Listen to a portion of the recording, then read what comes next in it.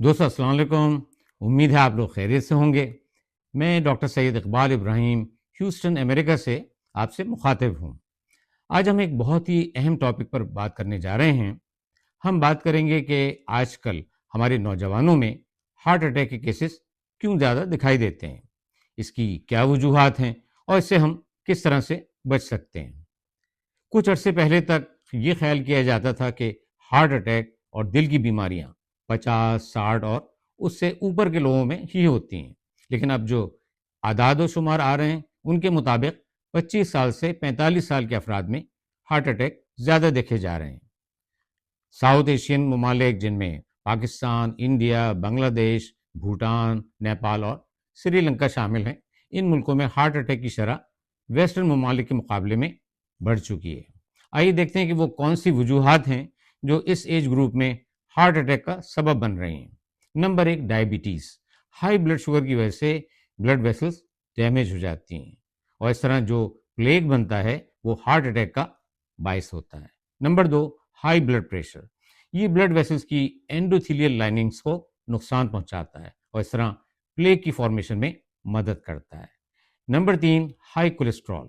High cholesterol plague بنانے میں بڑا کردار ادا کرتا ہے. Number 4، smoking. یہ ہارٹ اٹیک کا ایک بڑا رسک فیکٹر ہے. آگے ہم اس پر مزید بات کریں گے. Number 5، family history.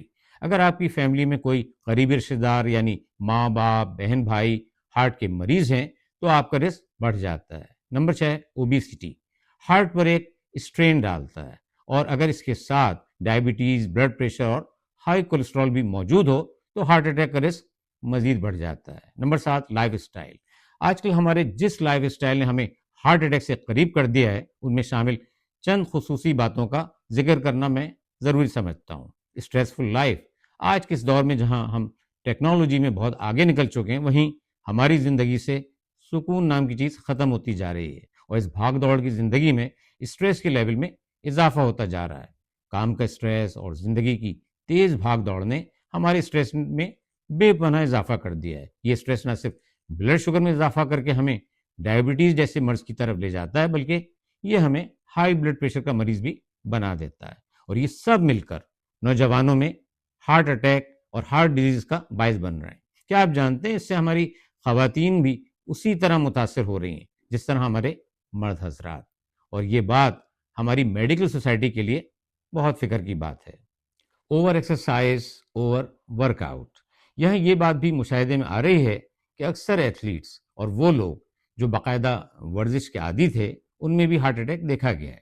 اور اس کی بڑی وجہ جو سامنے آئی ہے وہ یہ ہے کہ نوجوانوں نے اپنی مسلز کو بہتر بنانے کے لیے زیادہ ویٹس کا استعمال کیا اور کئی ایسی ایکسرسائزز کیں جن سے ہارٹ پر سخت اسٹرین آیا اور اس طرح وہ ہارٹ اٹیک کا شکار ہو گئے. اسموکنگ بھی آج کل نوجوانوں میں بہت عام ہو چکی ہے اور اس کے ساتھ ویپنگ بھی اس جدید دور کی ایک اسٹائلش دریافت ہے. Lack of sleep.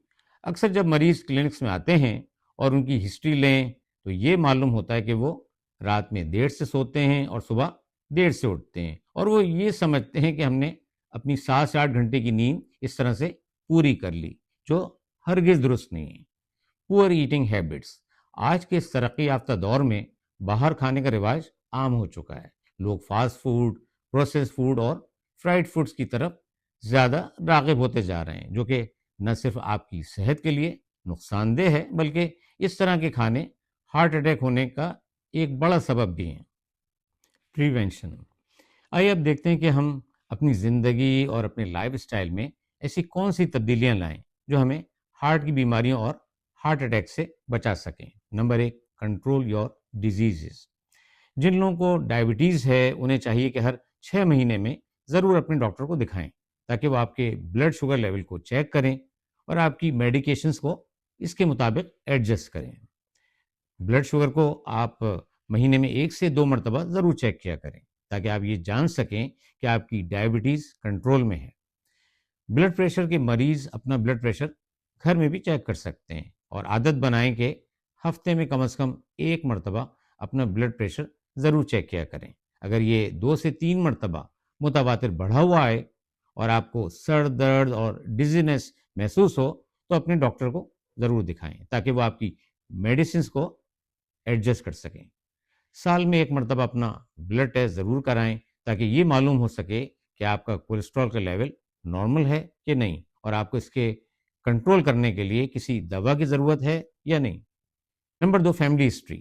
یاد رکھیں، اگر آپ کی فیملی میں ہارٹ کے مریض ہیں تو آپ کا رسک بڑھ جاتا ہے، اس لیے آپ کو چاہیے کہ اپنا ریگولر چیک اپ ضرور کروائیں، اور خدا نخواستہ کسی بھی ممکنہ علامات کی صورت میں اپنے ڈاکٹر سے معائنہ ضرور کروائیں اور غفلت سے کام نہ لیں۔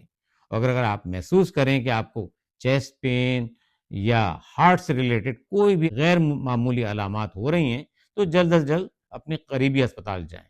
Number 3، smoking. مجھے معلوم ہے بہت سارے لوگ یہ کہیں گے کہ جناب کیا بات کر رہے ہیں، اسموکنگ چھوڑنا اتنا آسان نہیں ہے، لیکن یہ بتائیں کیا اسموکنگ کو آہستہ آہستہ کر کے چھوڑ دینا ناممکن ہے؟ ہرگز نہیں، آپ ایسا ضرور کر سکتے ہیں، صرف ایک ڈٹرمنیشن کی ضرورت ہے۔ یہ بات یاد رکھیں کہ ویپنگ کا استعمال سگریٹ سے بھی زیادہ خطرناک ہے، اس لیے کہ اس میں کیمیکلز موجود ہوتے ہیں جو آپ کے لنگز کو آہستہ آہستہ ڈیمیج کر دیتے ہیں۔ مجھے یقین ہے کہ اس بات کو جان کر آپ اس سے ضرور دور رہیں گے۔ Number 4، good night sleep. رات کی اچھی نیند بہت ضروری ہے، اور اگر کوئی یہ سمجھتا ہے کہ رات میں دیر سے سو کر اور صبح دیر سے اٹھ کر وہ اپنی نیند پوری کر لیتا ہے تو ایسا ہرگز درست نہیں، کیونکہ ہمارا سلیپ کا سائیکل اگر رات میں کمپلیٹ نہ ہو تو اسے کسی بھی طور پر کمپنسیٹ نہیں کیا جا سکتا۔ اسی لیے رات کی 7 سے 8 گھنٹے کی نیند بے حد ضروری ہے۔ مسلسل نیند کا نہ ہونا نہ صرف ہمارے ہارمونز کو ڈسٹرب کرتا ہے بلکہ یہ ہارٹ کے ساتھ ساتھ ہماری باڈی کے تمام سسٹم کو بری طرح سے متاثر کرتا ہے، اور اس طرح diabetes, blood pressure, heart disease اور کئی دوسری بیماریوں کا مریض بنا دیتا ہے۔ Number 5، balance diet. اپنے کھانوں میں جہاں تک ممکن ہو سکے پھل اور سبزیوں کا استعمال زیادہ سے زیادہ کریں۔ جنک فوڈز، فاسٹ فوڈز اور پروسیس فوڈ سے جتنا پرہیز کر سکتے ہیں ضرور کریں، کیونکہ یہ وقتی طور پر آپ کے وقت کو بچا کر آپ کے مزے میں تو ضرور اضافہ کر سکتے ہیں، لیکن در حقیقت یہ آہستہ آہستہ ایک دیمک کی طرح آپ کی صحت کو خراب کر رہے ہیں۔ مجھے امید ہے آپ میری بات سمجھ گئے ہوں گے۔ Number 6، exercise. یاد رکھیں جب بھی ایکسرسائز کریں ماڈریٹ طریقے سے کریں، اتنا ہی ویٹ اٹھائیں جتنا آپ اٹھا سکتے ہیں تاکہ آپ کا ہارٹ اس کو برداشت کر سکے۔ شروعات ہمیشہ ہلکی ایکسرسائز سے کریں کیونکہ باڈی کو ٹیون ہونے میں تھوڑا ٹائم لگتا ہے۔ یہ کوشش کریں کہ اپنے ٹائم میں سے روزانہ آدھا گھنٹہ ایکسرسائز کے لیے ضرور نکالیں، اور ہفتے میں کم از کم 4 سے 5 روز ایکسرسائز ضرور کیا کریں۔